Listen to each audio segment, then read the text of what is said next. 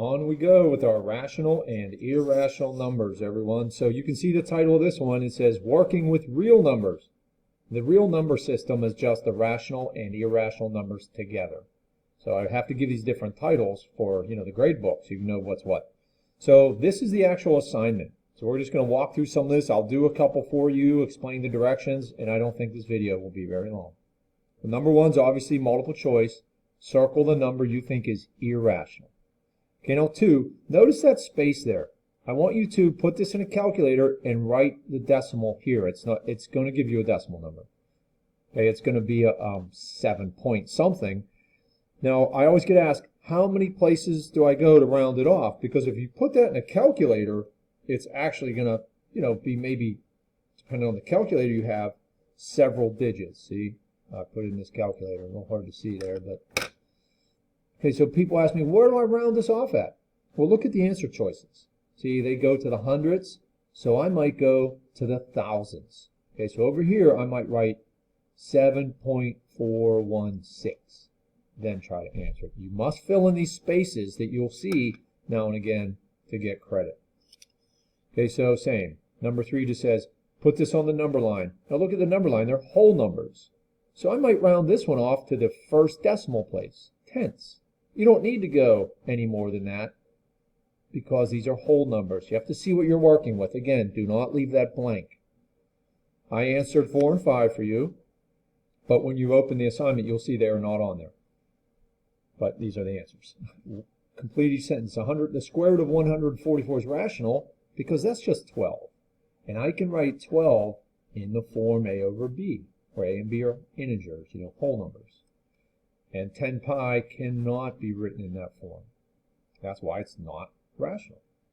Okay, so this section, approximate to the nearest tenth. That's 1 decimal place. So what I would do, fill in the little space first, and I'll show you. So here, we'll do the first one, number 6 together. There's the square root of 90. So it says approximate to the nearest tenth. So I'm going to write to the nearest hundredth. So I'm going to round this off at 9.48. Okay, I know that would actually round up to 9, but that's not going to change my answer. So I'm just going to write 9.48. That's called truncating it, but 9.48. Again, that could be a 9, but think, to the nearest tenth. So think of money. Is this closer to $9.40 or $9.50? Think of money. That's 48 cents. So the final answer is this. But you should fill in both spaces. That little wavy equal sign means approximately equal to.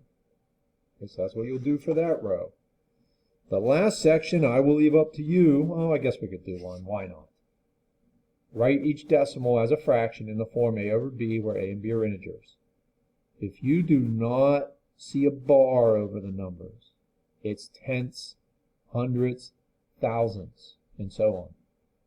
If you do see a bar, as you can tell, 12 through 17, it's not tenths, it's ninths. 90/9ths. And I don't even see one that does 999ths. So we'll do one together. Let's pick 15. 9 and 9/99ths. Boy, that's a lot of 9s. 9 and 9/99ths. Now I can't leave it like that. It's not in this form. See, that's a mixed number. I have to make it an improper fraction. I don't think this will be mental math for me. So I'm going to go 99 times 9. Okay, I'm multiplying the denominator and the whole number.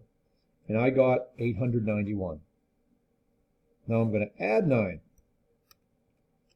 And I got 900. Well, that's interesting. So that's going to be 900 over 99. That's the answer. Okay, in the form a over b.